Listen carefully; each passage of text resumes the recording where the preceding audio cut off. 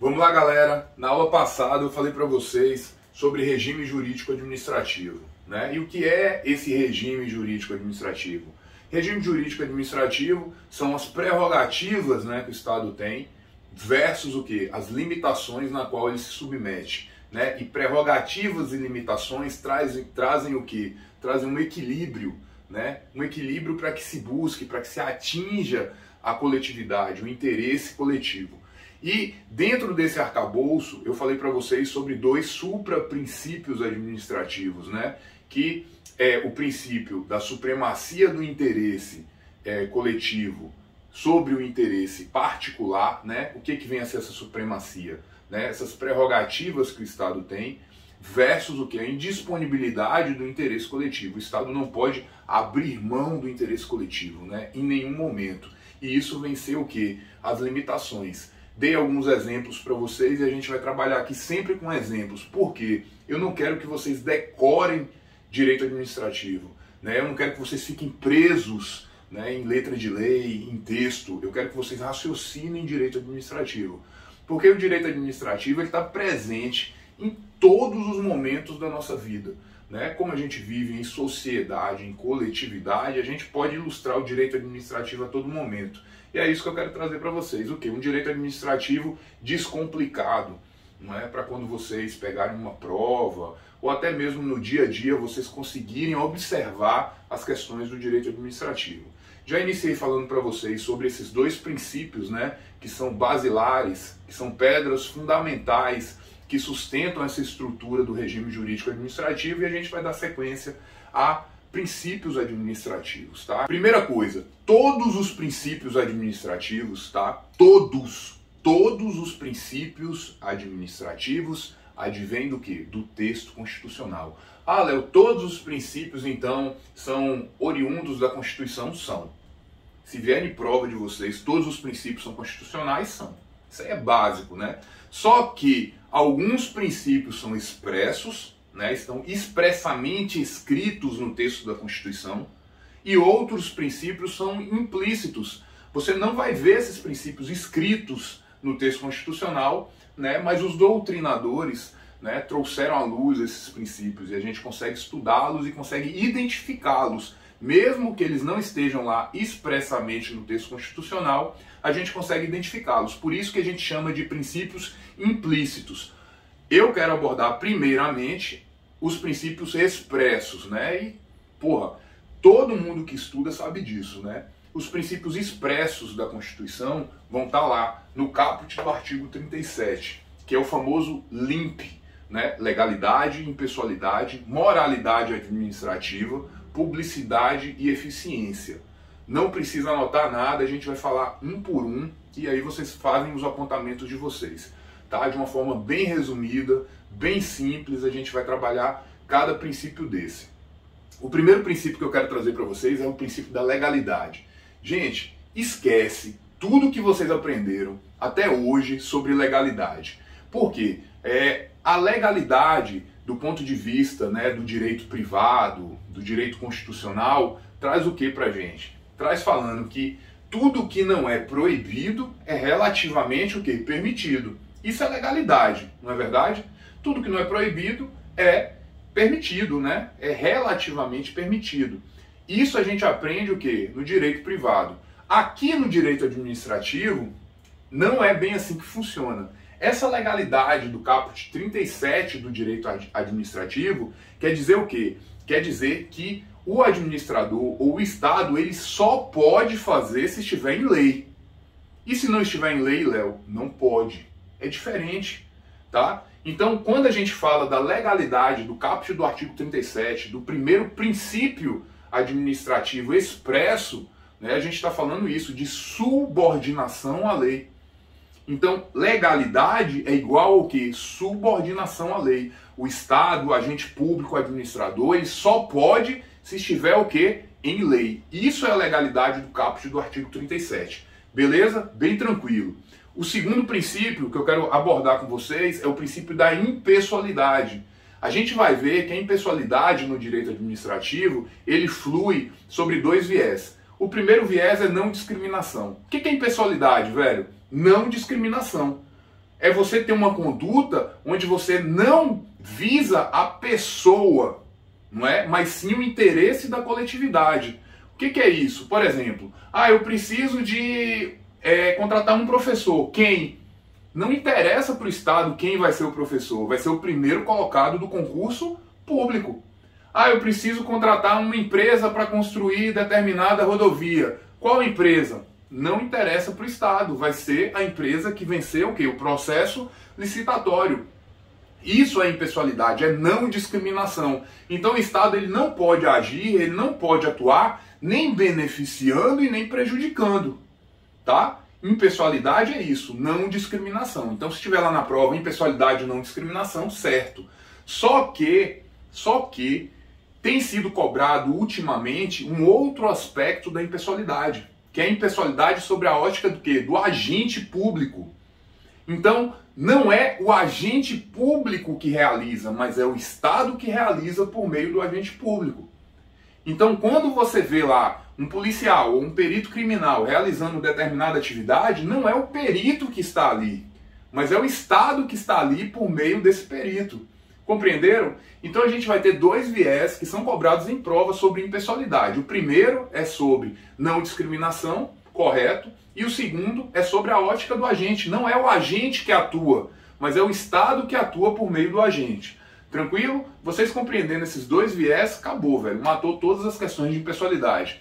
Outro princípio, moralidade. Quando a gente fala de moralidade aqui, gente, é moralidade administrativa, tá? A gente tem no direito uma moralidade que é uma moral social. Por exemplo, eu não posso ir com trajes curtos, né? Entrar com trajes curtos em determinado repartição pública. Isso é moralidade? É, só que é moral social, tá? O direito protege a moral social? Protege. Mas aqui a gente está falando do direito administrativo, de uma moralidade administrativa. E o que vem a ser a moralidade administrativa, Léo? É o trato com a coisa pública, né? É o bom trato com a coisa pública. Então o quê? É lealdade, é boa fé, tá? Com a coisa pública. Eu vou dar uns exemplos para vocês e vai ficar mais claro. Só para diferenciar essa moral social dessa moral administrativa, por exemplo, hoje você cometer, né, uma conduta escandalosa dentro da atividade pública ou dentro do serviço público é passível de demissão. Tá? Então, condutas escandalosas são passíveis de demissão. Por exemplo, o cara que pratica sexo na repartição pública. Sexo é escandaloso, Léo? Cara, depende, né? Mas numa repartição pública A gente chama isso de quê? De incontinência. Tá? Incontinência pública. Então, sexo numa repartição pública é escandaloso. Então, esse cara vai ser demitido? Esse servidor vai ser demitido? Vai. Mas ele vai ser demitido pelo caput do artigo 37? Não. Por quê? Porque sexo na repartição pública é uma conduta escandalosa e atinge o quê? A moral social. O direito protege a moral social? Claro. Tanto que esse cara vai ser demitido. Mas quando a gente fala aqui da moralidade do caput do artigo 37, a gente está falando da moralidade administrativa. Então o que é a moralidade administrativa? Um desvio de verba. Você utilizar o aparato público, né, para você beneficiar alguém ou prejudicar alguém. Então, quando a gente fala de moral administrativa, é lealdade, boa-fé e honestidade no trato com a coisa pública, tá? Moralidade administrativa é isso, honestidade. Moralidade é honestidade, é boa-fé, né, no trato, na conduta da coisa pública. Beleza, gente? Não confundam isso em prova, tá? Porque às vezes eles trazem esse tipo de pegadinha em prova e aí você vai muito afoito, moral. Não, existe a moralidade social, que o direito protege também, e existe a moralidade administrativa, que é essa aqui que nos interessa para o direito administrativo, que está lá no caput do artigo 37. Beleza? Fácil, né? Outro, publicidade. Gente, o que é publicidade? Né? Publicidade é transparência. Então, todas as vezes que a gente for falar de princípios expressos do caput do artigo 37 de publicidade, transparência. Linka isso que vocês não vão se perder na prova, tá?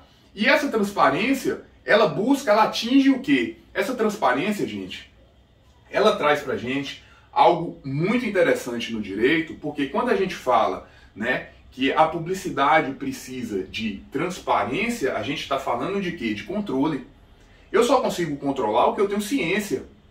Então, a partir do momento que os atos públicos, os atos administrativos, né, eles são transparentes, eu consigo fazer o controle daquilo. Não é verdade? Por exemplo, tem uma torneira pingando na minha casa e eu estou gastando um mundo de água. Enquanto eu não descobrir onde que é esse vazamento de água, a conta de água vai continuar chegando, né, de uma forma exorbitante. A partir do momento que eu descubro, porra, ó, o vazamento está na torneira tal, eu vou lá e fecho.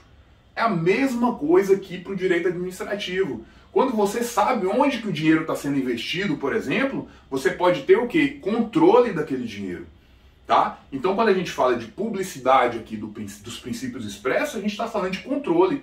E a gente tem que também trazer para uma outra perspectiva, que é uma perspectiva de quê? De eficácia.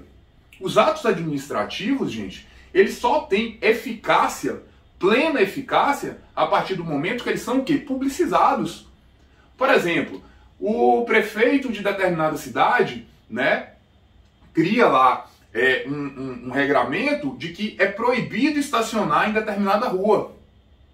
Né? Tá tudo perfeito. Foi criado lá dentro do gabinete, né, com estudos, não atingiu todos os trâmites legais, então tá perfeito. Mas se ele não publiciza aquele ato administrativo, né, e como que ele vai fazer isso? Colocando uma placa lá de proibido estacionar, você vai continuar estacionando naquele local. Por quê? Porque se não tem uma placa, não tem publicidade do ato. E se não tem publicidade do ato, não tem o quê? Eficácia. Então o cara vai lá e cria lá esse regramento, é proibido estacionar em determinada rua, né? É tudo perfeito, tudo legal, mas ele não colocou a placa. Como que eu vou saber que é proibido estacionar lá? Não é verdade? Então, quando a gente fala de publicidade no direito administrativo, vocês têm que lembrar dessas duas perspectivas, tá? A publicidade, ela vem para trazer controle, né? Então, a publicidade é um mecanismo de controle, a partir do momento que eu sei, eu posso controlar, tá? E ela vem para trazer também o quê? O viés da eficácia. Então, o ato administrativo existe? Existe. Ele é perfeito, ele é legal, ele é válido, né? Ele é possível? Mas se não tiver uma placa lá dizendo que é proibido estacionar, todas as pessoas vão continuar o quê? Estacionando, tá? Então é isso. E, gente, só que tem um detalhe aqui na publicidade que eles cobram muito em prova, que é o quê? Quando a gente fala da exceção, né? Todos os atos precisam ser publicizados? Não. Alguns atos não tem que ser, né? Não tem que ter, seguir essa normatização da publicidade. Por quê, gente? Quando a gente está falando de atos, né? Por exemplo, que envolva a segurança nacional, a gente não precisa da publicidade para isso. Por quê? Porra, você imagina se um Estado, né, divulga o seu armamento bélico, por exemplo. O Brasil, né, dá publicidade para todo o seu armamento bélico. Aí vem um outro país, né, que está de olho aqui nos interesses aqui do nosso país e vai falar assim, porra, olha, a gente tem muito mais armamento do que eles, vamos invadir. Né? Então é um ato administrativo que envolve o quê? A segurança nacional. Precisa de publicidade? Não.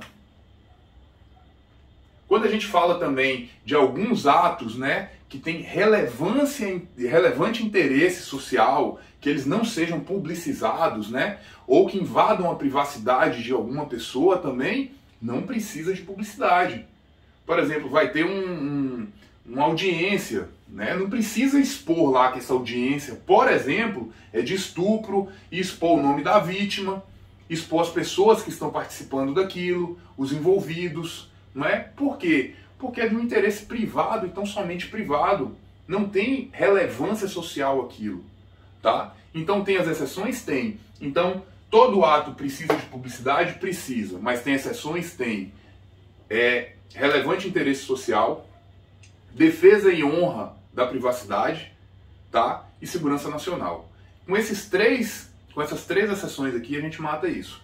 E são as 3 exceções que são cobradas em prova, tá? É só vocês lembrarem disso. E por fim, gente, a eficiência. Quando a gente fala da eficiência, o que é ser eficiente aqui para o caput, né, do artigo 37? Eficiência no direito administrativo é produzir muito e gastar pouco. A grosso modo é isso.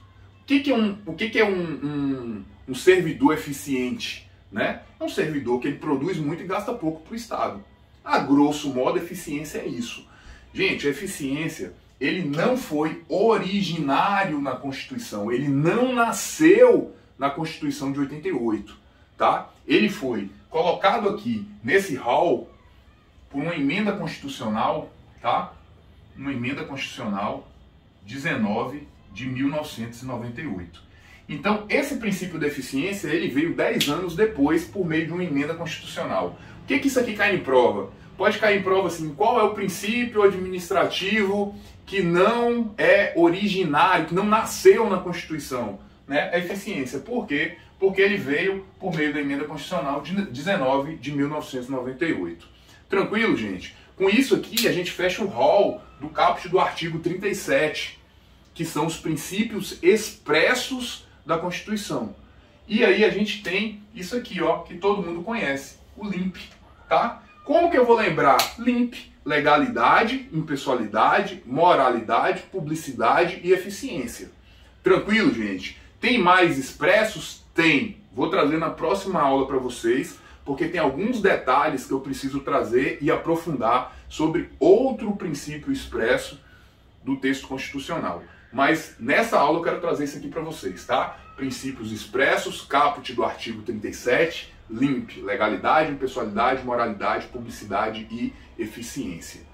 Espero que vocês tenham compreendido o assunto. Eu quero trazer isso aqui de uma forma muito fácil, muito tranquila para vocês, porque direito administrativo é isso, é raciocínio. Né? É possível, completamente possível, você trazer o direito administrativo dos livros para a nossa rotina. Beleza? Valeu, gente. Se você gostou, curta, compartilhe, marque aí também no sininho, né? Se inscreva para vocês estarem sempre recebendo esse conteúdo. Beleza? Valeu, obrigado.